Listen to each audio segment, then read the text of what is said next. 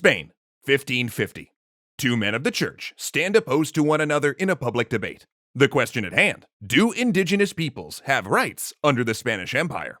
On one side, a priest representing the majority of Spaniards argues that indigenous people are inferior and therefore deserve to be subjugated.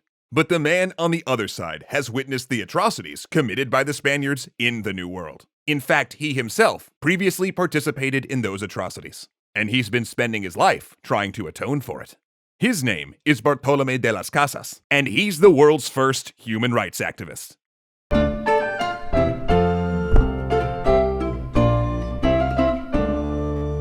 This episode is sponsored by Wargaming's brand new podcast series, The Finest Half Hour. Give it a listen at the link below. Born in the late 1400s in Seville, Bartolomé de las Casas made his first voyage to the New World in 1502, sailing with his father to Hispaniola, an island currently divided between Haiti and the Dominican Republic. There, he did what so many young Spanish men did to make their way in the world. He pillaged the Caribbean. He fought as a soldier in battles against the native islanders, raided for slaves, and took captives. He also helped conquer Cuba, and for his service to the Spanish crown, was granted an encomienda. The encomienda was a Spanish system dividing the territory of conquered peoples into units of land and labor. In short, the crown gave Las Casas control over both a large tract of land and the indigenous peoples on it to exploit for his own monetary gain. It was a horrifying system that took people already scarred by war and subjugated them to conversion, slavery, and extreme violence. But at the time, Las Casas didn't question that system. Even in 1510, when he became the first Catholic priest ordained in the Americas, he continued to financially benefit from the cruelty that kept his land grant running. Then a few months after his ordination, a group of Dominican friars arrived and were appalled at the conditions of the encomienda system. The starvation, whippings, abuse, and wanton slaughter, which today we would most certainly call genocide. They preached passionate sermons condemning the system. They even denied enslavers the right to confession, including Bartolomé de las Casas. Furious, Las Casas and the other colonists petitioned the king and had the Dominicans recalled to Spain. A victory, and yet, something began to stir in him. Then, in 1514, he was studying a scripture passage in preparation for a sermon when a particular line struck him. "He that sacrifices a thing wrongfully gotten," it said, "his offering is ridiculous, and the gifts of unjust men are not accepted. The Most High is not pleased with the offerings of the wicked. Whoever brings an offering of the goods of the poor does as one that killed the son before the Father's eyes. The bread of the needy is their life. He that defrauds them of it is a man of blood." As he sat with the passage and grappled with its meaning, something truly amazing happened. Las Casas did something that took true strength and courage that few people even today ever managed to do. He changed his mind. From the seeds planted by the Dominican friars years ago, doubt grew until he realized that his actions, and the actions of the Spanish colonists in general, were wrong.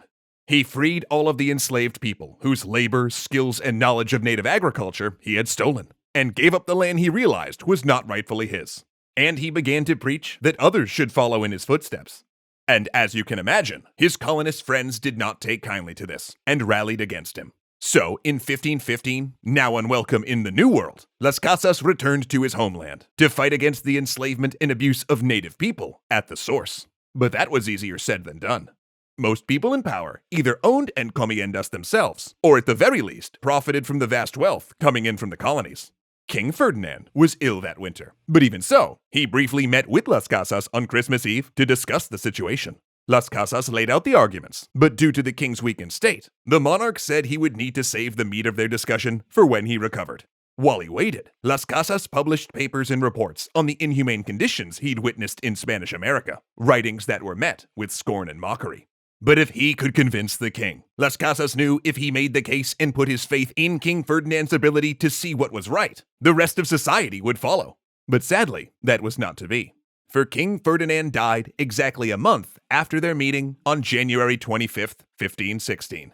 Thankfully, he managed to snare a new patron. As the next king came of age and the political regime shifted, a powerful cardinal bestowed on Las Casas the official title Protector of the Indians, a role where he'd advise colonial governors and speak on behalf of native people in Spanish courts, and a council of monks was meant to assist him in this task. Despite the new fancy title, Las Casas faced determined opposition, even from his own ranks. Most Spanish, including the monks meant to guard the rights of the colonized, looked at indigenous people as heathen savages, not only worshipping false gods, but unable to live in a society without heavy-handed Spanish control. But really, the simple fact was that the encomienda system made so much money that no one wanted to dismantle it. This disappointed and infuriated Las Casas, who accused his fellow monks of perpetuating the system rather than helping improve it. And after years of internal feuding, he once again returned to Spain in temporary defeat. Undeterred and convinced more than ever that the system was broken, he then made it his personal, years-long project to create new systems that would be more humane. In one plan, the encomienda would be abolished entirely, with indigenous communities reorganizing into self-governing townships. They would, for all intents and purposes, become like Spanish peasants, paying taxes to the crown. He even started a few pilot towns to show it could work. But the government's support wasn't there. The underfunded and undersupplied model communities failed, partially because neighboring towns proved too hostile. Frustrated and dispirited by the experience, Las Casas took vows as a friar and entered a Dominican monastery, joining the very order of monks who had previously rallied against him. Now, he was not only on their side, but also one of them. He continued to write and teach about the cruelty of Spanish colonialism and wrote letters to politicians urging reform. And when the Spanish needed a representative to indigenous peoples, they often called on Las Casas, who would serve as a go-between, even negotiating peace treaties. By 1545, he was so known for this work that the Pope appointed him bishop in the newly founded Diocese of Chiapas, Mexico. Though, looking back, the Pope probably didn't realize what he'd done. There, Las Casas started a new policy. He refused to forgive the sins of slave owners or those that owned an encomienda. He also excommunicated anyone that mistreated indigenous people. On your deathbed, want to go to heaven?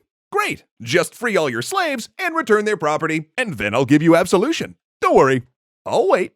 This made him not popular. Spanish colonists rioted against him, and even took a shot at him once or twice. And after a year, he was forced to flee his own diocese. But in Spain, his enemies were organizing to greet him. They argued that his anti-slavery, anti-encomienda positions undermined Spanish rule in the Americas. He wasn't just a rabble-rouser, he was a traitor to the crown. It was decided that Las Casas would defend himself in a public debate. For him, it was a chance to promote and defend his ideas. For his enemies, it was the perfect chance to discredit him. Thus began the first human rights debate in recorded history. His opponents argued that the indigenous people were uncivilized and that the Spanish were morally obligated to convert and subjugate them. Las Casas went second. He argued that scripture did not support war against indigenous people and that the tribes were not uncivilized. They had their own societies and their own languages.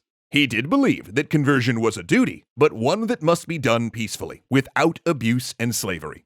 For months, the judges debated, discussed, and in the end, turned in an inconclusive ruling. All of the things Las Casas hated would continue. But he still didn't give up. Las Casas would go on to spend 50 years, the rest of his life, advocating for the rights of indigenous people. However, sadly, he wasn't able to gain much traction. Now, it should be noted that Las Casas was not perfect. Not only did he first benefit from the oppressive systems he later decried, but he also never argued against the campaigns of conversion, campaigns that were culturally destructive, even when peaceful. And he was unfortunately not so quick to condemn African slavery, though he did eventually. What's interesting about Las Casas, though, is that he was willing to change his mind. A former slave owner, he realized his error and let go of wealth and power, using his privilege and platform to advocate for the people he'd harmed. Unlike so many in his time, when confronted with his complicity in violence and injustice, he decided to learn, grow, and commit himself to doing better. And doing better is something we can all do. See you next time.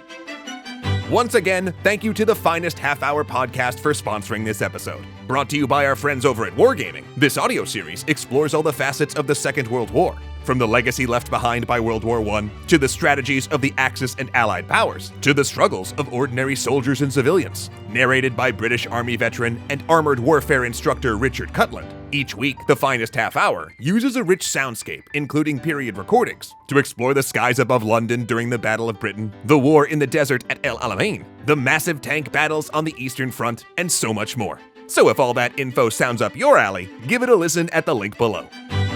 We see you, Ahmed Ziad, Turk, Alicia Bramble, Casey Muscha, Dominic Valenciana, Gunnar Clovis, Kyle Murgatroyd, and O'Reels 1. Thanks so much for being legendary patrons.